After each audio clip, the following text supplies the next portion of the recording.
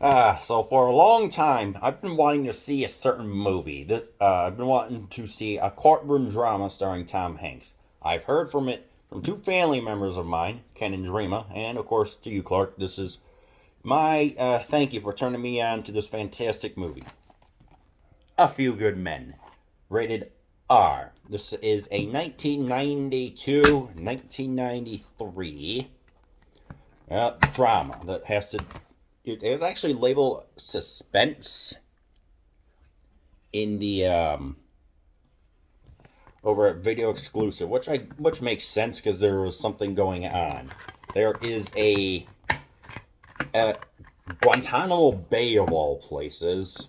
This one Marine, William Santiago, is not meeting the requirements of a Marine. What's the word I'm looking for? Substandard performance, I guess. So two other privates, Downey and Dawson, go into his room and they're going to just try and full metal jacket him a lesson. But unfortunately, they use a cloth that's full that has laced with acid and forms lactic poisoning. Excuse me, and he gets killed. Subsequently, of course, they are arrested, and who comes to their aid? Tom Hanks. Yeah, that's right. It's me, Tom Hanks. I'm making sure that these boys are going to be defended just fine, and I'm going to ensure that I play baseball as well and softball instead of focusing on this case. But then we find out that, in addition to being a great softball player of all things, we see that, yes, he does take his cases very seriously and actually goes to Guantanamo Bay, where there is Nathan, I forgot the last name, played by Jack Nicholson, who gives a powerful performance. Holy smokes. He's like, yeah, listen, there are 400 terrorists on the other side trained to kill us. We have to be on constant guard over at Gitmo Bay, Guantanamo Bay.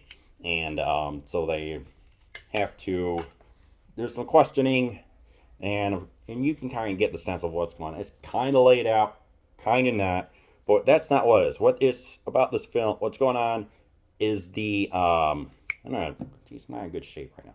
What's going on is all the work that the attorneys have to do, the interviews, gathering evidence, working with the defense team, asking the plaintiffs or defendants what's happened, and discovering certain cases. Of course, Tom Cruise, he's good. Yeah, Tom Cruise. Yeah, I'm a lawyer.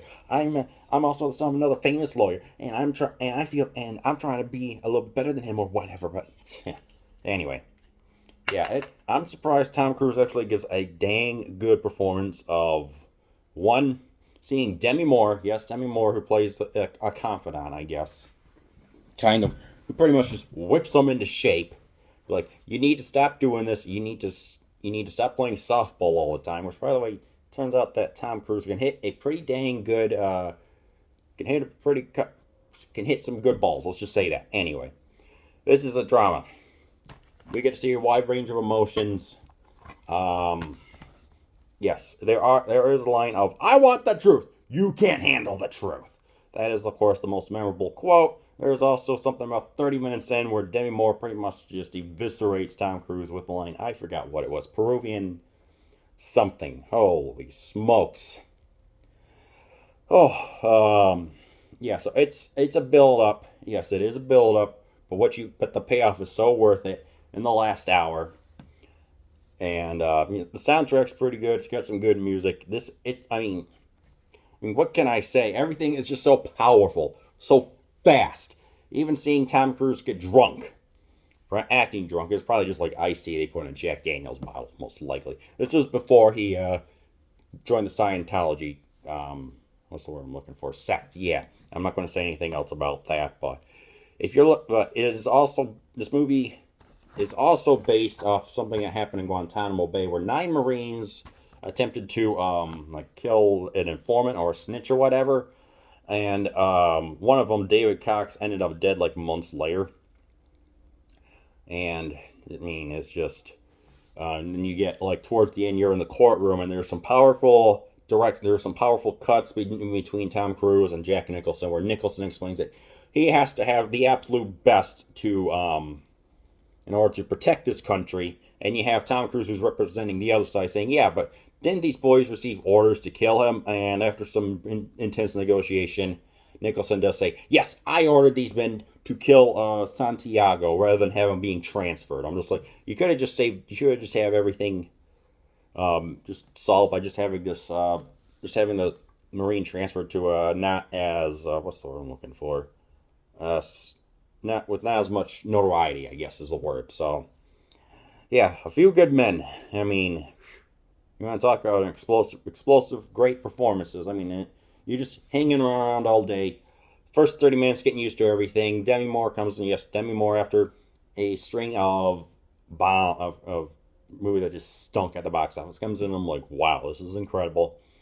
And then you get to the courtroom. There's the judge with a mustache, and then just the last 2 hours is just like, sorry, last what, roughly hours. So in this 2 hour, 13-minute R-rated movie, yeah, this is a darn good movie, and I was actually happy to see some of the behind-the-scenes work going on with the lawyers, which is like, I thought this is just going to be like, in the last hours, it's going to be straight in the courtroom. Nope, they break it up so there's not as much monotony. Yes, I know.